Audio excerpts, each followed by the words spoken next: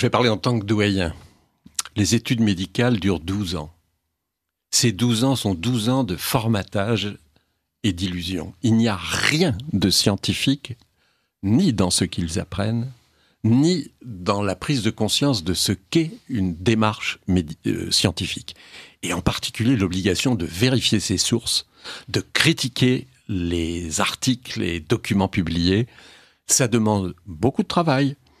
Je ne dis pas qu'ils ne le feraient pas, mais ils pensent qu'ils n'ont pas à le faire parce qu'on les a formés dans l'illusion qu'ils détenaient une sorte de vérité permanente. Les voilà diplômés de médecine à l'âge de 30 ans et ils s'imaginent qu'avec le bagage qu'ils ont acquis, je le répète scientifiquement nul, ils pourront vivre professionnellement avec compétence jusqu'à 65 ans.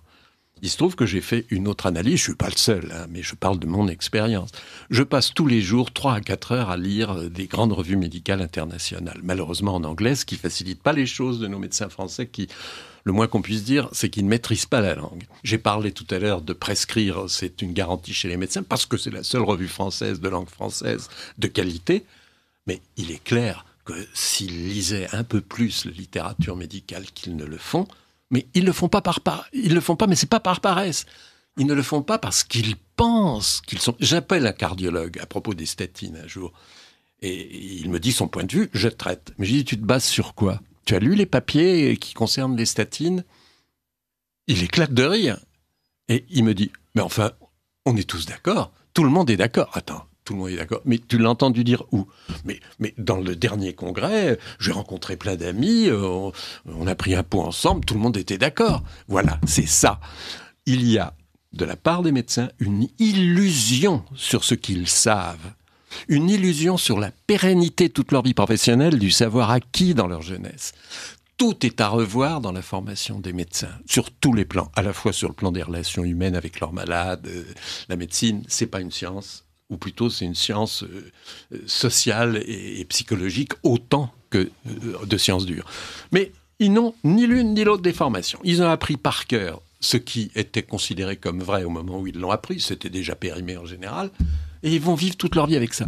J'ai fait 20 fois l'expérience. L'histoire des statines, pour moi, était fascinante. Bon, j'ai lu à peu près 900 ou 1000 articles sur les statines. Je me trouve devant des cardiologues qui n'en ont lu aucun. Comment voulez-vous qu'il y ait une discussion ? C'est pas possible. Autrement dit, je répète, ça doit partir des malades qui doivent être inquiets de ce qu'ils entendent là, qui doivent se poser des questions, qui doivent poser des questions à leurs médecins.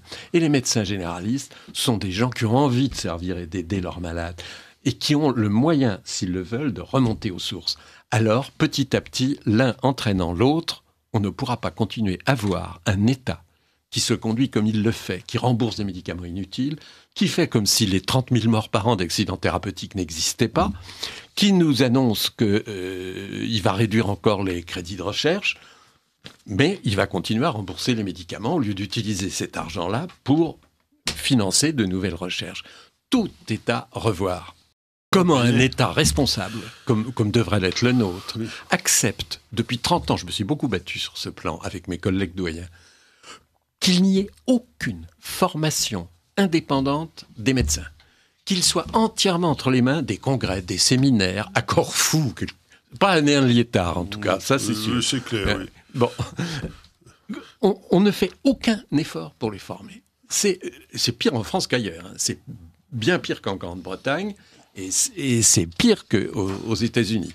Alors, les malheureux, entre le quotidien du médecin, le journal qui leur répand la vérité de l'industrie pharmaceutique, les visiteurs médicaux et les congrès financés par l'industrie, comment voulez-vous qu'ils accèdent à un minimum de vérité et d'esprit critique ? Malheureusement, il y a un très grand nombre de sites internet qui sont créés et nourris par l'industrie pharmaceutique. Il est dès lors pas facile, toujours en tout cas, pour le malade de savoir s'il est devant des gens indépendants ou pas indépendants. Mais vous avez raison, les progrès se font petit à petit, et il y a beaucoup à attendre de cette recherche personnelle du malade. Le malade n'est pas chez le vétérinaire comme chez le médecin, il ne va pas rester passif. Il doit discuter de la validité du traitement avec son médecin.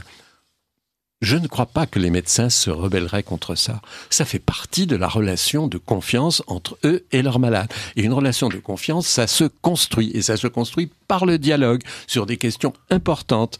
Dès lors, je pense que grâce au réseau Internet, comme vous le soulignez, et par les questions qu'ils poseront à leurs médecins, ils y verront plus clair. Surtout, le rapport de l'Inspection générale des affaires sociales rédigé par Aquilino Morel, qui est actuellement au cabinet du président de la République, était un rapport d'une qualité absolument exceptionnelle.